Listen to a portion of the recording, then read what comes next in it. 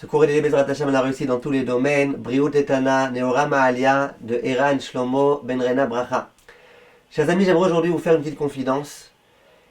Et ça va être la continuité des cours que j'avais commencé sur la Tzniout. Mais là, quelque chose de très rapide.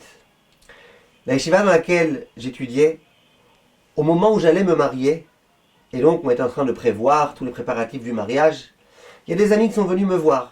Dans cette yeshiva, il y avait beaucoup de jeunes qui étaient très ravovadia, très ravovadia. Et qui m'ont dit, écoute, j'espère que quand tu sors de la choupa, tu comptes pas donner la main à ta femme, à ta kala. Je lui ai dit, pourquoi pas? Moi, le français, j'étais habitué en France. Bien évidemment, le khatan, il donne la main à la kala. Il me dit, surtout pas. Le Rabbi Yitzhak Yosef, il dit qu'il faut pas. Le Rav Ovadia Yosef, il paraît qu'il veut pas.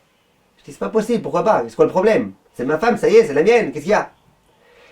Le jour de mon mariage, je me rappelle très bien, le jour de mon mariage, j'ai eu le mérite de prier dans la maison du Rav Ovadia Yosef. J'ai prié Shacharit avec lui.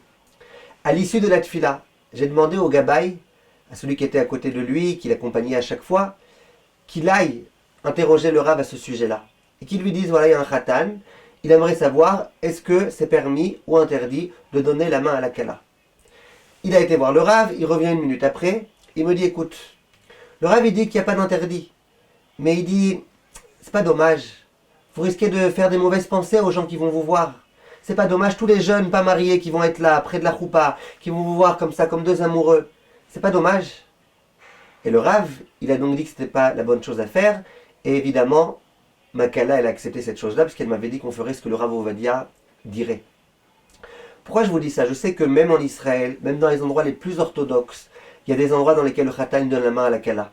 Il y a des endroits dans lesquels ils font exprès de donner la main, pour bien montrer qu'ils sont mariés. Je ne rentre pas maintenant dans cette sougia-là de est-ce que ça vaut le coup, est-ce que ça vaut pas le coup. Rav Ovadia, lui, en tous les cas, il disait que non.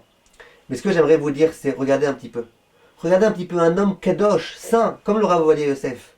Lui, il disait, regarde, même un petit comportement comme ça, de donner la main, alors que tout le monde sait très bien que c'est un khatan et une kala, ça risque de faire de mauvaises pensées. Et c'est tellement grave, les mauvaises pensées qu'on fait aux hommes. Tellement grave. Donc le Rav, il dit, pourquoi faire ça? De là, mes chers amis, comprenez que dans tout type d'endroit public, de faire des actes affectueux, c'est quelque chose à éviter complètement. Alors de se parler gentiment, évidemment, mais de se faire des bises en public, sans parler de davantage, évidemment, c'est quelque chose à ne pas faire. Et même donner la main. Vous êtes un couple amoureux, donnez-vous la main à la maison, donnez-vous la main là où vous devez. En public, il vaut mieux ne pas le faire. Il vaut mieux ne pas le faire. Est-ce que c'est complètement interdit? Peut-être pas, mais en tous les cas, il vaut mieux ne pas le faire. Quant à mes chers amis, et à bientôt.